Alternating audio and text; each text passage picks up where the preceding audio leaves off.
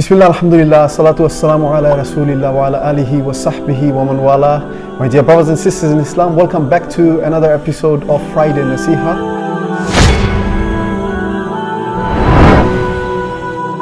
If you're new to this channel or if you're new to watching these videos, just to let you know, what we do here, we invite scholars from different parts of the country. They come and do khutbah here at DAMIC, Dartford Masjid and Islamic Center. And after the khutbah, we just discuss about the khutbah topic for like 5 minutes. We request our sheikh to do that. Today we have Ustad Isa ibn Jamal. He is a former student of Masjid al-Haram. He studied Islamic studies from Masjid al-Haram. And the khutbah topic was reconnecting to the Quran. Assalamu alaikum warahmatullahi. How are you doing? Okay? Alhamdulillah, yourself?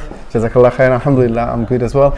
The topic was reconnecting to the Quran. One of the special parts when you were talking about the grave. Yes. Can you elaborate on this quickly, Sheikh? Yeah, so as we know, when we go to the grave, it's something that we don't like to think of a lot, but it's something that is a very scary moment. And to think that we get a form of comfort in that the Quran can come and intercede for us, can come and give us company in the grave, is actually something that we are taking for granted at the moment, because there is no other element or no other activity or worship that will actually come to your grave in the form of a person and actually give you that company and intercede for you, especially seeing that in your grave is just darkness. The angels, when they come and question you, as is described in the khutbah, and by the scholars, that their eyes are like lightning and their voices like thunder. So that is quite a very, very scary moment to be in. It's important to realize also that our souls at that point are aware of what's happening. So even when the body is being carried into the grave, etc., the soul knows what's going on. The consciousness is still there. The consciousness is still there. It's just that the body is dead at that point. And it's just something that we need to remind ourselves that if we want to be in a position where we feel at ease in our graves, ready to meet Allah Azza wa Jal, then let's utilize the Quran, because if we don't, we're going to regret it at that time when we can't really go back.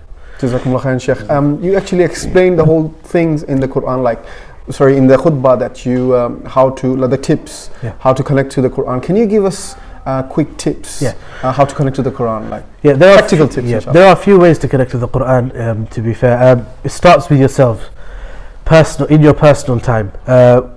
Look into your life, your day, and see how much time are you wasting, how much time could you actually be spending listening to we're not saying reading, let's say listening to the tafsir, listening to an explanation of the Quran somewhere. Because of technology nowadays, there's availability everywhere.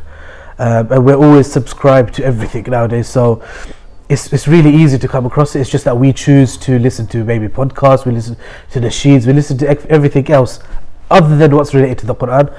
So that's personal. Then we move on to as your family.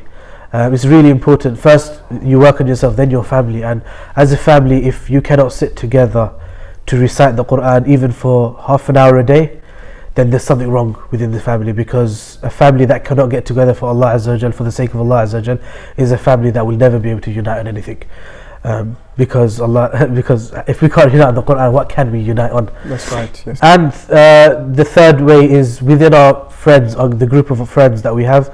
So I've had this experience as well, where we have normal groups, we link up, as we call it, and when it's all fun and games, not everyone turns up. You get 10-15 people coming. As soon as you mention, oh guys, let's do maybe 10 minutes of Quran in the beginning, either everyone starts turning up late, or people drop out and they have things to do. That's something that needs to change. Start off your gatherings with the Quran, and then watch the barakah Allah Azza wa Jalla gives you. There's nothing wrong with enjoying yourself, nothing wrong with having fun, family, friends, even for personal life. However, incorporate some of the Quran into that and watch how that fun becomes a reward and a blessing for your life. Jazakumullah khairan, Sheikh. Jazakumullah khairan for coming. Inshallah, we want to see you again. We'll see you inshallah next week. Assalamu alaikum wa rahmatullahi wa barakatuh.